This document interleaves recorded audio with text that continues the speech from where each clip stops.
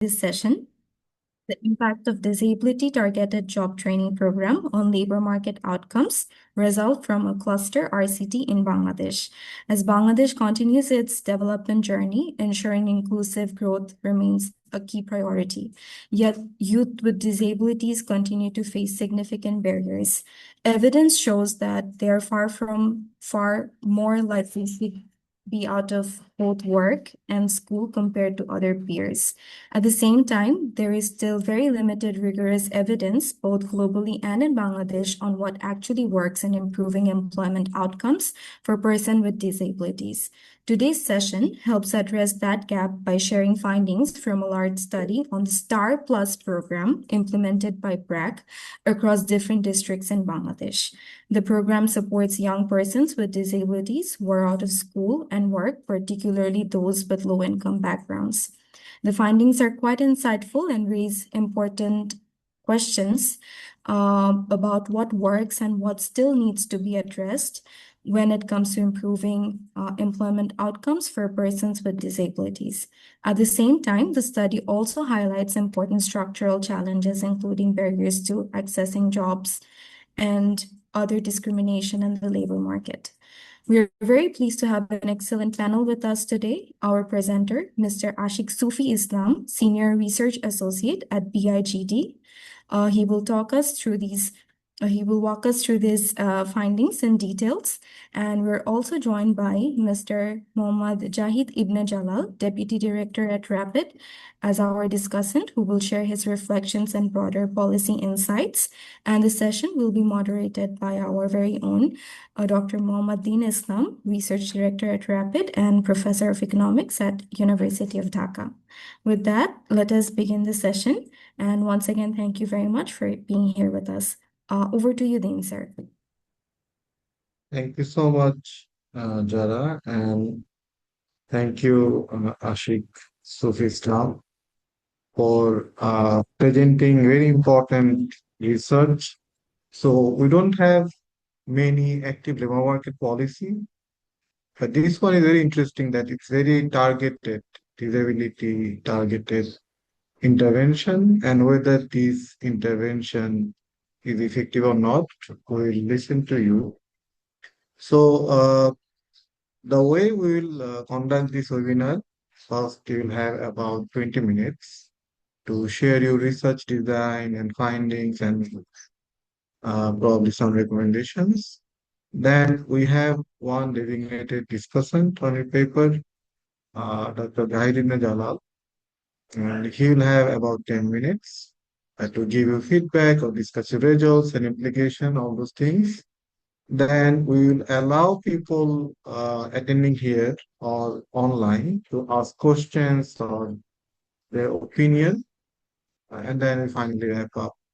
Before wrapping up, I will also allow you to respond or to comment on questions or comment of discussion. But before we start our presentation today formally, we have here with us Dr. M. Abu Yusuf sir, Executive Director of RAPI. Sir has extensive experience on social protection programs and how they work, their effectiveness, and many other issues. Sir has research on these issues. I would like to request Yusuf sir, if you can uh, give your thought on this issue for a few minutes, sir. Yeah, thank you very much, Dr. Dean. I must congratulate my very brilliant student of development studies, whom I feel proud always, Ashik Sufi Islam. So he will be presenting today and on a very important topic on disability targeted training program, because for the labor market perspective, this topic is very important, and his findings or his research using RCT and very technical paper, so that will also helpful for our young researcher, particularly young economists. And also this is our regular program. Every month we have this sort of webinar. I must thankful to Dr. Din Islam to take this forward and organized and managed by Zara Mustafa and her team. So I think audience will be enormously benefited from this technical analysis by Ashik Sufi Islam, uh, based on his evidence-based research. So without further ado, I would like to eagerly waiting to hear from Ashik. Hope everybody will be enjoying his talk. Thank you. Thank you so much, sir. As I said, without further ado, let me invite Ashik Sufi Islam. Please take next 20 minutes to share your research.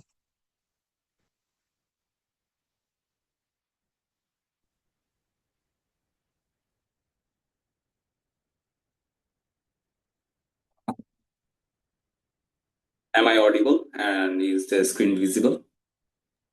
Yes, we can hear you and we can see your screen. Yes. Thank you.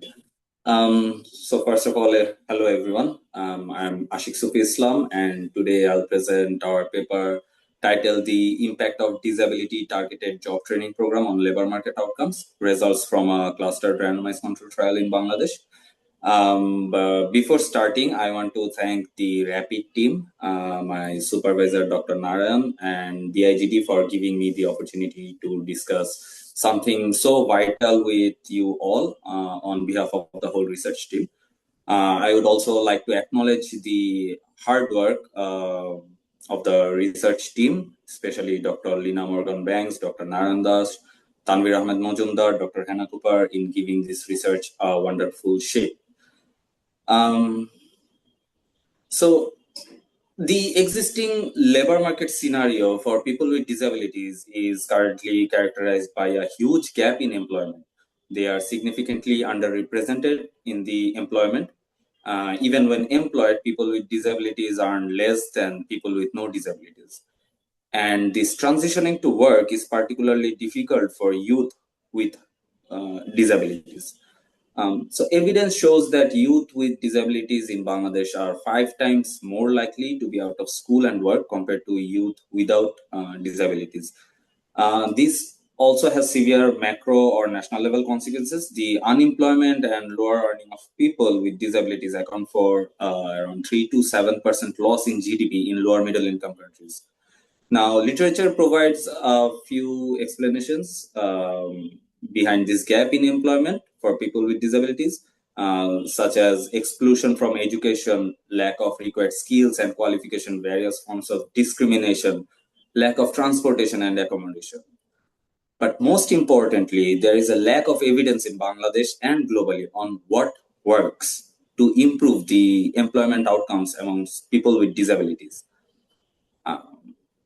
So to address this issue, we designed the Star Plus program, which is an adaptation of a flagship skills training program of BRAC, named Skills Training for Advancing Resources, hence STAR, STAR. BRAC implemented this Star Plus program in 39 districts in Bangladesh. The program targets youth with disabilities aged 14 to 35 who are out of school and are living in poverty. The program introduced several innovative components such as classroom training, apprenticeship, community sensitization, access to rehabilitation, workplace adjustment, training employers or the master craftsperson, MCPs, and lastly, job matching. So the primary objective or the primary outcome of this research, as well as the paper, is to evaluate the impact of Star Plus program on employment and earnings amongst youth with disabilities. We also have some other outcomes, such as to estimate the impact of Star Plus program on poverty, participation, quality of life amongst youth with disabilities, and to examine the challenges and enablers to the implementation and delivery of Star Plus from the perspective of participants and implementers. So, as mentioned earlier, this is a clustered randomized controlled trial that includes 1,500 or 1,481 youths, to be precise, across 91 BRAC branches that were clustered among 39 districts. We conducted a baseline survey in 2022 and an endline survey approximately 16 months after the completion of Star Plus training program. However, we realized that there was a potential source of spillover, as some control branches also implemented the regular STAR program. So to find the impact or to conduct the impact analysis, we estimated both the intent to treat, or the ITT, and the local average treatment effect, or the late impact. So for the simplicity of discussion, I will discuss the late estimates only. Also, this study was further complemented by a process evaluation as well. Okay, so to give a brief description of our sample, first of all, from the baseline data, we found that the treatment and control groups were well balanced on baseline characteristics. And the sample consisted of 50% of the female participants and 50% male participants. The participants had around 4 years of education on average. We also conducted the inline survey, which was 16 months post completion of the program. And in the inline survey, we found that the attrition rate was around 8.7%. And the survey data reveals that 51% of the same sample were engaged in dressmaking trade, and there were other popular trades such as furniture making, IT, mobile phone servicing, etc. Okay. Now for the main part of this whole paper and the presentation is to analyze the impact on labor markets. So first of all, impact on employment status shows that the Star Plus program increased the likelihood of being employed by 33% compared to that of control mean after 16 months. Now, this is quite a large and statistically strong impact. But what we found that the impacts were mostly concentrated in self-employment, with no impact for intended wage employment. Moreover, if you look at the trend, you will find that you'll notice an increasing rate in employment of the Star Plus program over the 6 months period. We also explored the impact on other labor market outcomes such as hours worked or the earnings, and the result shows that Star Plus program increased the hours worked by 0.4 hours, which is actually 49% compared to the control group mean, and increased the earnings by 47% compared to control group. So we further explored the heterogeneous treatment effect and found that both male and female participants, there were no significant difference between people with moderate functional limitations and those with more severe functional limitations. However, one interesting heterogeneity was found with respect to education. That is, there was no impact for youth without any formal education. But youth with at least some formal education had an additional impact of 18 percentage point for probability of being employed. Now, as I mentioned earlier, there was a potential source of spillover in this study. After accounting for spillover, we find that our original estimates of the impact might be underestimated, as some youth with disabilities participated in regular STAR. So the regular STAR program includes 10% of their total cohort as from persons with disabilities, and then there are family members or neighbors of the person with disabilities who also participated in the regular STAR. So it is likely that such spillovers affected the control group mean. And we find that after controlling for spillover, we find that a 10.4 percentage point increase in employment due to the intervention, which was 6.2 percentage point without spillover. So in short, we find that our findings are robust even after controlling for spillover effects. Now, we have also tried to contextualize the findings, and the most fascinating thing about this Star Plus program is that it has similar impact compared to other job training programs. The ITT impacts are also similar to the original Star program in Bangladesh, which was around 4.7 percentage point increase in employment. And so among low and middle income countries, a meta-analysis of 14 studies, 14 studies found an average impact of 5 percentage point on employment, and the meta-analysis of over 100 impact evaluations shows that probability of being employed increases by 6.6 percentage point in midterm. So the impact of this Star Plus is comparable to the other job training programs as well. As I mentioned earlier, that we also conducted, this study was also further complemented by a process evaluation. So this process evaluation gives us some critical insights about the Star Plus program. Overall, the participants were quite satisfied with the training program as it boosted their confidence and community recognition. Even though the job matching was a crucial component, so even though the job matching was a crucial component of the program, we found that only 1/3 of the youths were offered a job post-training, and half of the accepted jobs lasted less than 3 months. So this quote from female participants with hearing and physical impairment engaged in tailoring, and her mother, quote unquote, I struggled and walked to the shop. I never got a van. I went there for 6 months. I was trying very hard. And her mother says that it was difficult for me to bring her to the shop daily. This reveals that there is a need for sustained access to transport and personal assistance. Moreover, even after community level sensitization workshops, there were continued discrimination from other employers in the community. So this is a mother's interpretation of a male participant with speech and intellectual impairment. She says that, quote, he wants to work. He went to 1 or 2 places with some woodworks, but no one really wants to hire him. He has some disabilities.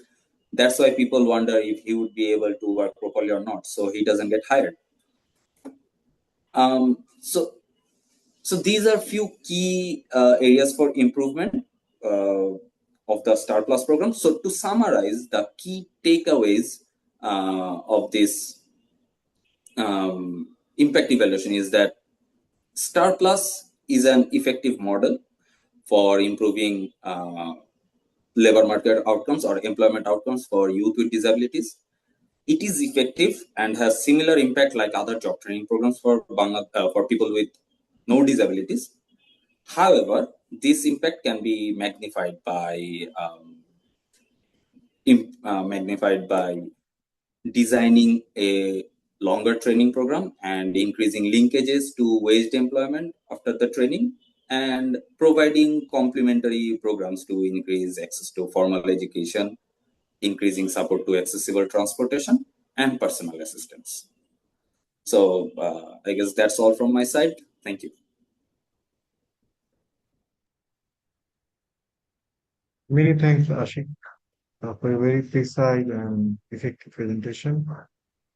Before I make any comments or take any question from the audience, let me now request the designated discussion that the designated allow next 10 minutes. Yeah, thank you. Thank you so much, sir. Am I audible? Okay. Yes. Good afternoon, everyone. And it's a really pleasure to be here today. And thank you very much to the organizers for inviting me to discuss this highly relevant and timely study. And I would also like to comment Ashik Sufi Islam and the research team at BIGD for their rigorous work on evaluating the Star Plus program. So before diving into the my specific thoughts, I just want to take a moment to highlight why this study is so incredibly important. So we all know that youth unemployment is a pressing issue in Bangladesh. But when we look at youth with disparities here or with disabilities, the numbers are quite sobering. So they are five, as the presenter said, that they are 5 times more likely to be out of school and out of work. Excuse me. Uh, so that's a massive gap basically. So and honestly, there's been a real lack of solid evidence, and we saw that on what actually works to improve the employment outcomes for this group. So that's why this cluster randomized control trial is such a breath of fresh air, and seeing that the Star Plus program increased the likelihood of employment by 33% and pumped up monthly earnings by around 47% is not just encouraging. It is a clear signal that targeted and well-designed interventions can make a actually real and tangible difference in people's lives. And I see this study as a crucial step for inclusive employment strategies, particularly in our country. Now, as we think about moving from these great empirical findings to actually policy formulation, I have a few thoughts and observations that I would love to share. I'll try to keep it conversational, but I do want us to dig into some of the intellectual nuances here. So, firstly, I would like to touch upon the spillover effects that the document or the study showed. The study basically does a great job, which basically account for the spillover effects and showing a very convincing overall impact. But uh, if we put on our policymaker or policy advisor here, so they would love to actually see the isolated spillover effect because this is super important. First, think about it. The ultimate goal here is to give the government or policymakers uh, for a solid advice or for a solid policy advice. So, if the government is going to take employment and livelihood promotion for persons with disabilities and build it into our national social protection structure, they obviously need to know exactly how these spillovers work. Are people just sharing knowledge with their neighbors, or is the program actually shifting local market dynamics? So, knowing this isolated effect tells us how much investment basically is really needed. So, it helps answer the big question: should we go for a universal approach or keep it highly targeted? So that naturally leads me to my second point. Who are we basically targeting? So in this program, the Star Plus program focused on youth with disabilities who are living in the poverty or under the poverty line.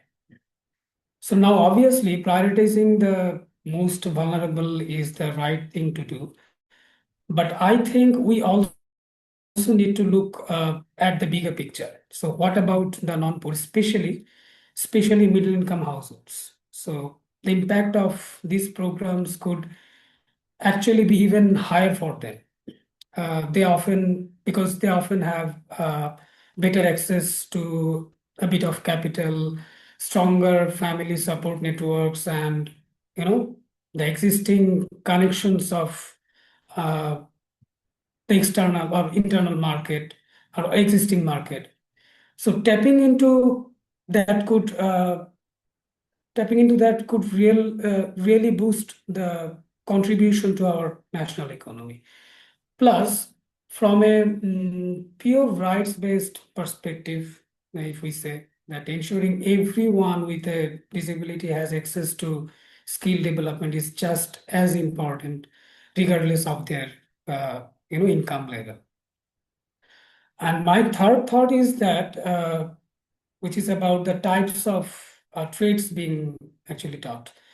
So the study points that 51% of the sample were in tailoring and dressmaking, and massive 78% of the uh, participants were women. So on the flip side, if we see that women were barely represented in things like furniture making or IT. So now we all know that the RMG sector is the backbone of our country, but we are already competing aggressively on a global scale from the top tier to bottom. So if we keep funneling everyone into tailoring, we might just, saturate the market and stunt long-term wage growth. So I think we have so much room to diversify. We are in the digital era. Think about IT, agro-processing industries, or online business. So we need to design training that looks forward to future market demands, rather than just defaulting to traditional or highly feminized traits. So in fact, we need to break that cycle. And finally, let's look at the sustainability of these jobs. As you showed that there is a static in the study that really caught my eye, which is about half of the accepted jobs lasted less than 3 months. That's a really high turnover rate, and we really need to understand the story behind it. So the study rightly points out that uh, getting to work is a huge hurdle. Around 24% of participants needed help just traveling to their jobs. So uh, the story of the young women with hearing and physical impairment who struggle to get to her into the tailoring job. So despite having these skills, it is really heartbreaking. So it shows that the failure is not here. The failure is not her. So it's a systematic issue, or it's our infrastructure or our transportation system. So of course we need to keep pushing for better, universally accessible facilities to ensure equity, but we also have to be realistic about the all of these things. People need to make a living today despite this socially or politically constructed barriers. So the type of skills we teach becomes incredibly important, I would say. For example, if that young women had been trained in something that required less mobility, like IT or e-commerce, uh, probably her story might have had a very different ending. So we have to match the skills not just to what the market actually wants, but to the actual everyday realities and mobility constraints these young people face. So to wrap up from my side, the Star Plus study is a fantastic piece of evidence showing that disability targeted job training really works. But to get the most out of it and turn these findings into sustainable national policies, we need to tweak our approach. Let's unpack those spillover effects to guide our investors, to guide our policymakers, broaden our targeting to include all persons with disabilities, and really push for occupational diversity, especially for women, and make sure that the skills we are teaching make sense given our current infrastructure and everything, our social structure. So yeah, that's all from my end. And thank you so much, presenter. Thank you. Thank you, Jahid. Is there any question from the audience? I have a couple of questions, but let me first give the opportunity to the audience. Is there any question? Yes, Saiful Islam. Thank you. Thank you, Dinsar. Am I audible? Yes. I first want to thank Mr. Ashik Shuf Islam for his star presentation. It was excellent and targeting the most vulnerable people in the employment pool in our Bangladesh. However, I have some clarification in your presentation, which is that the training program you have employed in the Star Plus training, which, if I am not wrong, included tailors. Some of the participants are also included in the IT services and others. But I want to know which kind of training is more if impactful. Like as if I want to know the changes in their employment rate, if they are trained by the IT or the tailoring and any other skills, which one is the most impactful in that case? And the other thing is that I have seen that on an average, the employment is increases by 0.4% to 0.5 over the last 16 period, right? If it is the case, then you have said that earlier the employment over this period has been increases, but I have seen the employment is fluctuating. This means that there is something which is the stopping this employment impactfulness in the employment pool. And another thing is that the amount of the increase in employment wage, which is on an average 345, if I am right. So if you can tell us what was the average wage rate before the training program has been introduced, so we can compare whether this 345 is enough or significant to justify the impact of this program. Overall, the another thing is that the last case study you have shown, which is that the disabled person which has been trained are not being employed by the other employer who said that they are the disabled one and we cannot take him. So if this is the case, then the Star Plus program be can be effective, can be a case to regularly change our employee system to take this disabled person in our employment pool. Thank you, Ashik Shuf Islam. It was excellent presentation. I hope you can clarify my observation. Thank you. Okay, thank you, Saiful. Any other question? Let me briefly ask my question. So, Ashik, very interesting presentation, very important presentation. I'm just wondering that since if you look at the household income and expenditure survey, they actually measure disability like in terms of severity, in terms of like six categories of disability, and maybe the full level of severity. I'm just wondering that whether uh, you looked at uh, whether there's any clustering, which group of disabled people in terms of their type, in terms of their severity, their in the treatment group and in the control group. Are they similar in terms of their disability type and disability severity? That is, I think, a very important question uh, to understand the impact, the magnitude of your impact.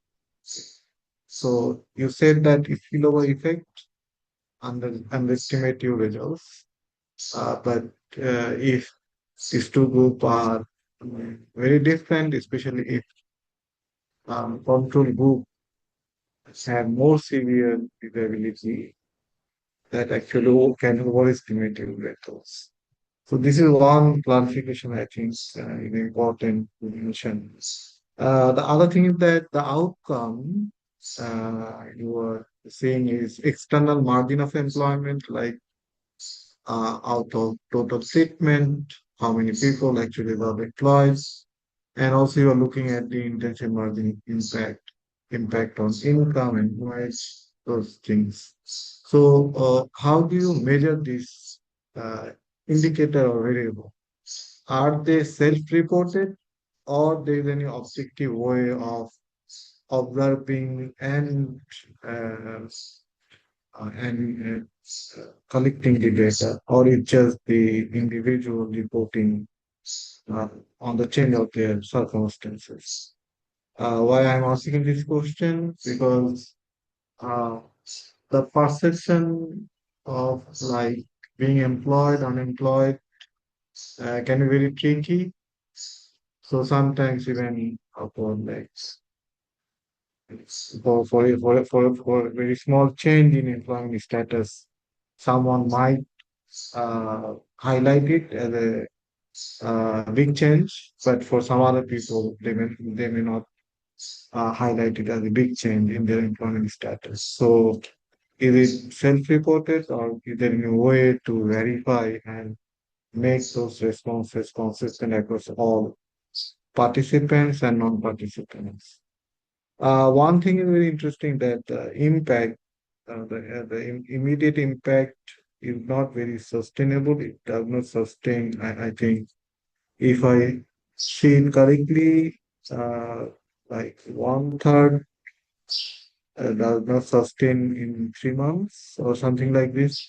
So one question is that if the results are not sustainable, then is the program cost effective, or to what extent we can scale it up as a policy recommendation, or what will be the external validity of this findings?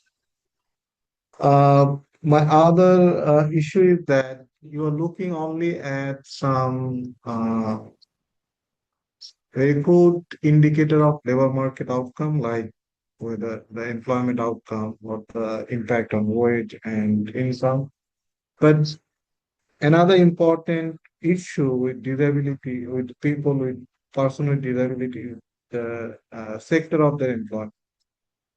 Generally, mostly they are employed in informal sector, and so whether this type of training increases the likelihood of being employed in formal sector, or uh, or it just gives them some short run, I would say, confidence boosting, so that they can actually join some informal work.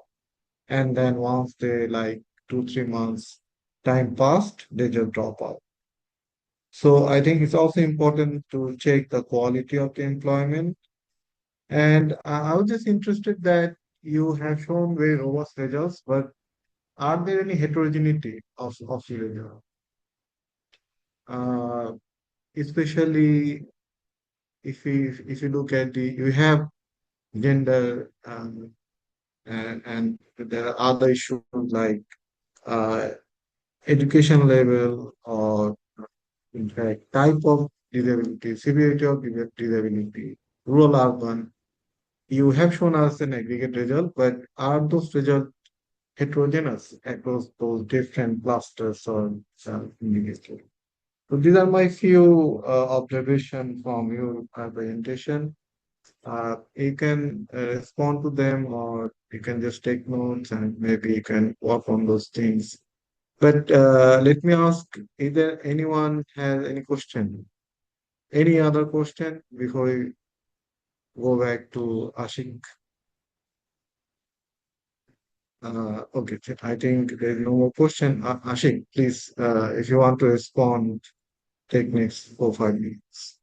Thank you so much, Din Islam sir, Jahidin Najal bhai, and Saiful bhai, for these wonderful comments and questions for clarifications.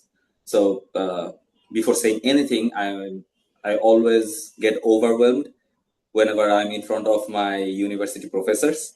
So it's a great privilege for me to again discuss so thoroughly such an issue. So I'll address the questions and comments one by one. I have taken a few notes.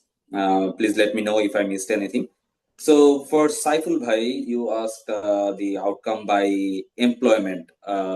So what specific trades were found to be more effective or not?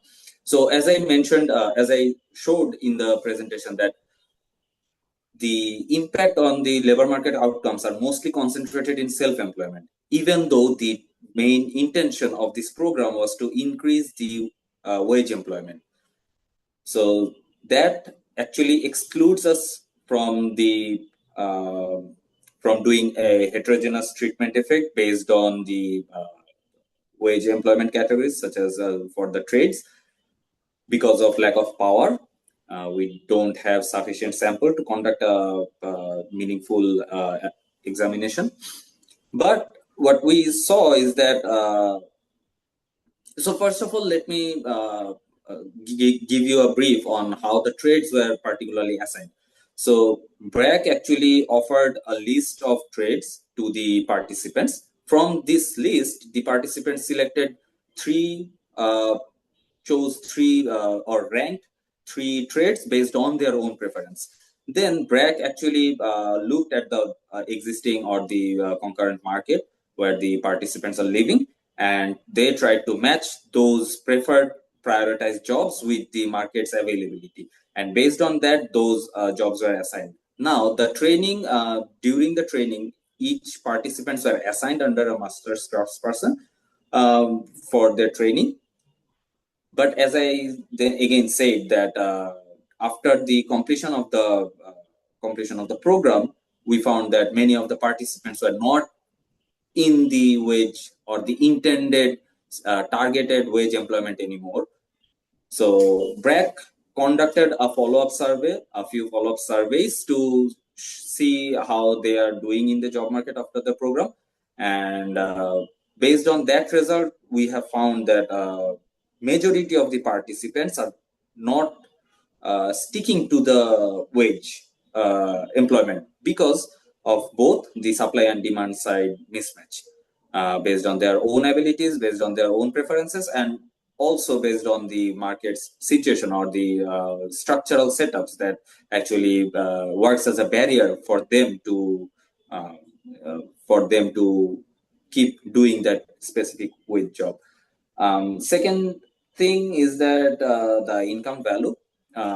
So I should have mentioned that whenever we are estimating the impact on income, so there are two types of income from self-employment and then income from wage employment. Now, the income from self-employment actually indicates the profit, not the revenue. So we calculated this income by taking the sum of the income and then subtracting the uh, costs that were incurred during the setup of the self-employment. So what we see is that 397 or 347 BDT per month, it's actually increase in profit, not total revenue. I hope these two answers Saiful's first question. Now for Deen Islam sir's queries.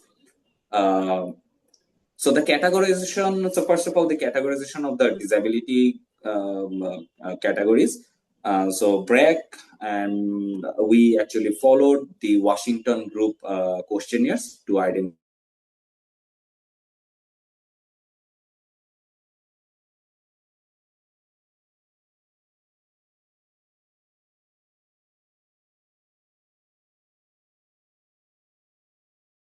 these labor market outcomes were all self-reported. And Sir rightly pointed out another important question, that is the cost effectiveness of the program. And I'm glad to say that we are currently doing the analysis for the cost benefit analysis. And I hope very soon we'll be able to share the results with everyone. Also, publish the article for peer reviews and things like that. And it is a very important comment. It's a very crucial comment to explore more heterogeneous effect based on the treatment effect. And definitely we will consider exploring more to see if there were any heterogeneous treatment effect based on any other categories or not. And I guess that's all I had written. Anything else? Many thanks, Ashik, for a very concise and precise response. So I think it is very enlightening and interesting presentation, and I hope the young people will be encouraged to see this type of research, very action and policy oriented research. I'd like to thank Ashik, you and your team on conducting such important research. And I would like to thank all of you to attend our today's webinar. I'd like to invite you again for our next month's webinar on another topic. So till then, thank you and stay safe. Thank you.